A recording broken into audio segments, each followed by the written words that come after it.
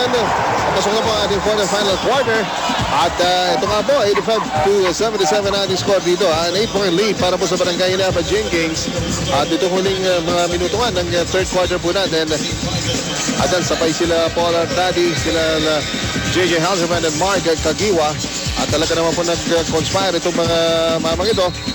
Tumulong pa si Ronald Tubid upang makapag-erect po ng ganitong 8 puntos na kalamangan. Pinakamalaking lamang na po ito ng Barangay Ginebra sa ating ballgame.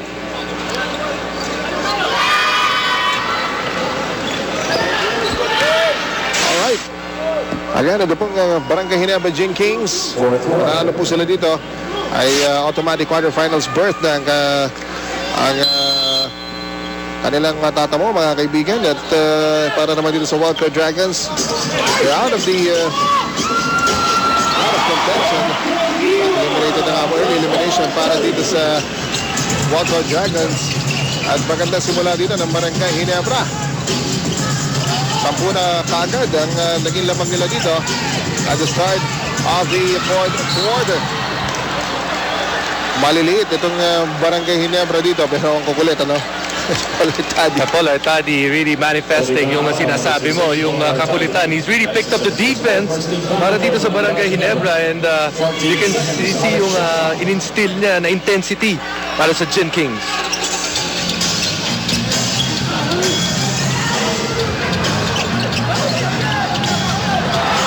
Again, Chris Kagiwa for the finish para sa Barangay Ginebra. Turnovers, nagsusunod-sunod, nagdidikit-dikit para dito sa Barangay Ginebra, and rather para sa Wellcoat and Barangay Ginebra. It knows exactly what to do with it. Mabilis punta natin si Patricia Ison. Para nga makompleto yung kanilang mission na ibabaw ng mga Dragon. Of course, Ginebra knows that defense is definitely their key here. Mark Kagiwa even said that his teammates have to get back on defense, especially after they take their 3-point shots. And another thing that they touched up on, they want to be more active dahil sinabi nga ni Coach, they tend to watch Gaines make his shots and they're not really bodying up on him. And they also have to close the zone para daw walang nakakakat to the basket. Back to you, Mon and Jason. Okay, salamat sa iyo, Patricia. At dito nga po sa fourth quarter po natin, ito ay naman pabayadin ng Barangay Ginebra Jenkins. Samantala, ito, sa kaano ng pagkakataon po, pumasok si Alan Salangsang to replace J.R. Reyes. And Eric Meng, kapapalitan naman ni Rafi Rivas. Obviously, that idea of going extra big para sa Wellcoat not working. Kung nagtatlong malaki sila, dun sila naiwan ng quickness ng Barangay Ginebra. Now they're gonna try to put in Salangsang. May kalakihan, but a little bit more quickness than the rest of the guys that they tried to put at that small forward spot.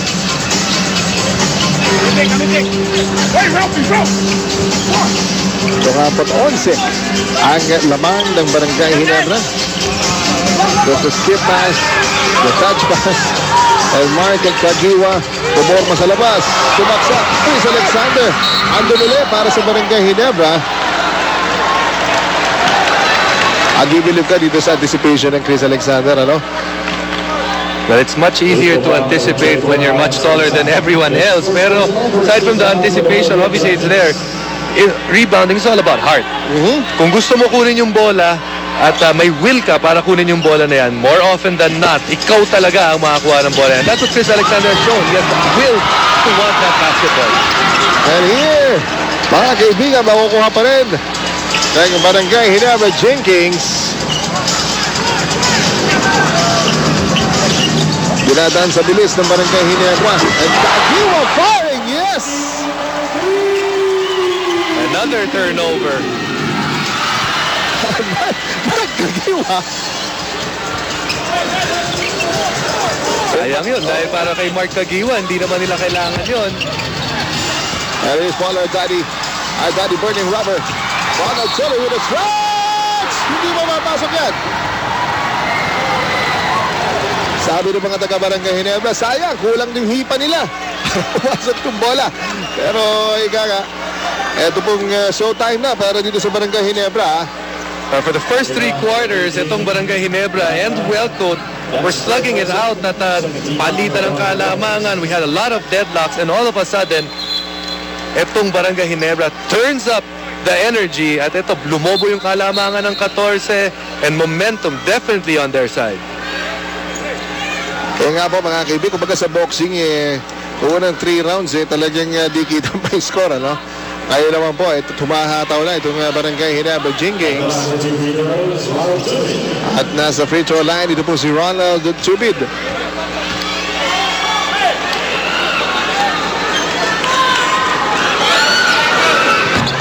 Malilit na mama po ng Barangay Ginebra. Talagang nananalasa dito, ha.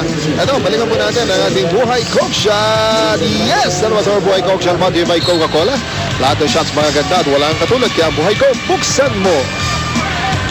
Wala yung kay CJ Cumberland. Ayan po. At right now, he's spearheading the attack of the Ginebra Jin Kings. At gusto nang iwan ng Barangay Ginebra ang welcome dito.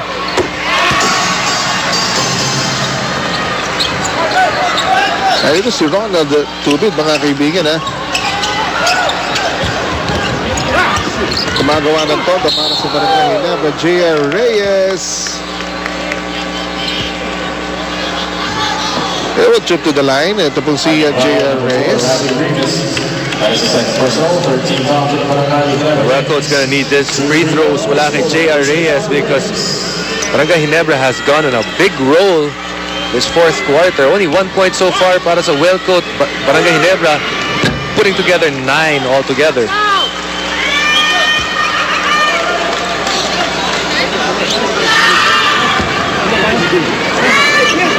So ito po si J.R. Reyes, naghahanda for his second free throw.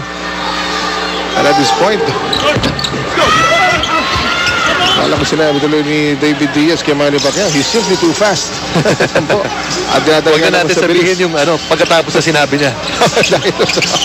Alright mga kaibigan, Van Heusen is the shirt of choice for the power dressers. Van Heusen dresses up the modern man and endowed with that sense of style. Van Heusen, best dress shirt.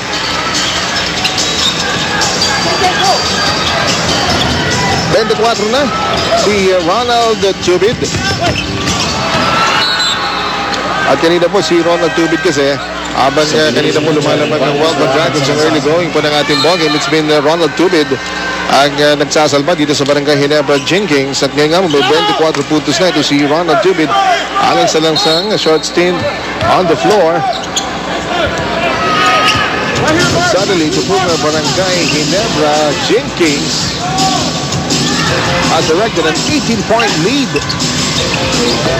nice move wala kay J.R. Reyes. And that's why a lot of scouts really like ito si J.R. Reyes. Every now and then, he's gonna show you a move that you might say, uy, this could be the guy that is the future of the big men ng PBA. Oo nga po. At very consistent nga po si J.R. Reyes.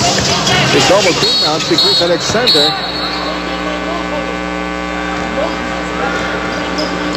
Ang gusto ng Wellcoat dito, bitawan ni Chris Alexander yung bola. But Gaines, natawagan ng foul dito. But you can see, Mon, itong fourth quarter and the end of that third quarter, that double team, not as effective as a while ago, not as aggressive as well.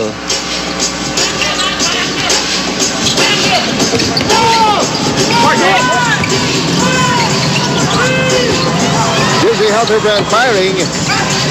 Another rebound para dito kay Chris Alexander. Tapos na rin po si Mark Agiwa. Here's Ryan Aranya safely home para dito sa Welcome Dragons.